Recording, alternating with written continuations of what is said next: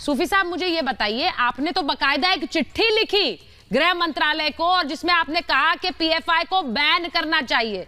Sir जरा मेरे दर्शकों को बताइए क्यों बैन होना चाहिए?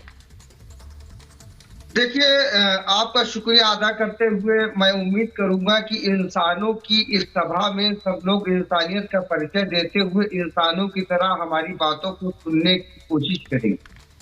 देखिए, मुल्क में पिछले कई सालों से जो भी फिरका वाराना फसादात हुए, मुल्क में पिछले कई सालों से जिस तरह से मुल्क को तोड़ने की साजिशें की गई, उसमें यकीनी तौर पर पीएफआई का रोल, मुवस्सर रोल सामने आया है, जिसपे उसने बैरूनी ममालिक की मदद से हिंदुस्तान के निजाम को पामाल करने की, हिंदुस्तान की सालिमियत को पामाल करने की कोशिश की।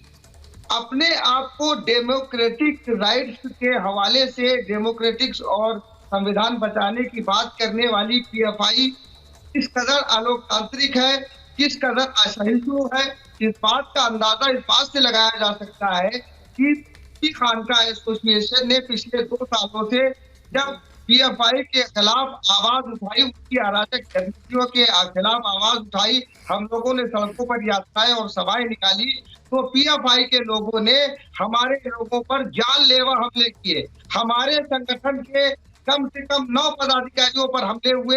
इसके संबंध में एफआईआर दर्ज है और कई मामलों में चार्जशीट कोर्ट में दाखिल हो चुकी है।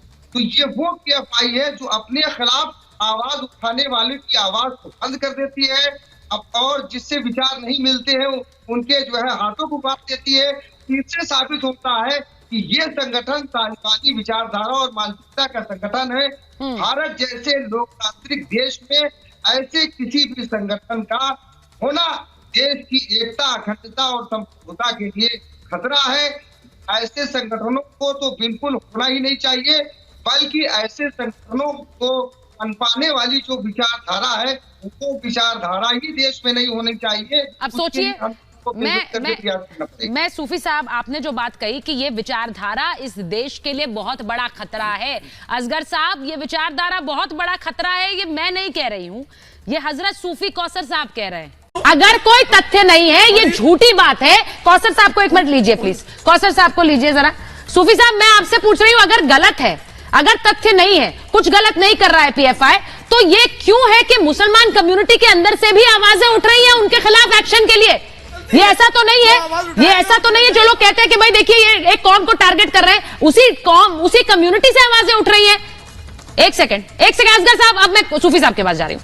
हाँ, देखिए, ऐसा है कि जो लोग उसको डिफेंड कर रहे हैं उनको पीएफआई के बारे में सही से स्टडी करना चाहिए और इसमें कोई दो राय नहीं। अभी कुछ दिनों पहले अफगान पार्टियों के नाम पर जिस तरीके से इनके लीडर शकीब ने कर्नाटक में बयान दिया था, वो बयान पर ही हम खान का ऑब्जेक्शन कराया था और होम मिनिस्टर से और वहाँ की स्टेट से पर कार्रवाई करने की बात की थी।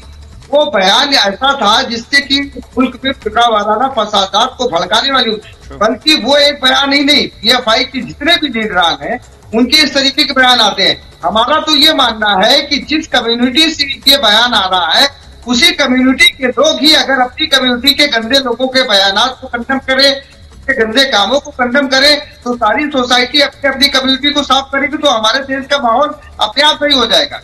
और निश्चित तौर पर पीएफआई वो संगठन है, मैं दावे के साथ, जिम्मेदारी के साथ एक नेशनल चैनल पे बैठ करके कह रहा हूँ, जो तथ्य और जो सबूत जिसका मैंने अध्ययन किया है उसकी रोशनी में बात वाज़ेह हो जाती है, बिल्कुल पानी की तरह साफ है कि पीएफआई विदेशी मुल्कों के सहारे पर, विदेशी मुल्कों के इशारे पर हिंदुस्तान में ग़ज़वा-ए हिंद ला करके एक ऐसे साम्राज्यवाद की, ऐसे साम्राज्य की स्थापना करना चाहता है जिसमें इस्लामी शासन की व्यवस्था हो, तो ऐसा शासन व्यवस्था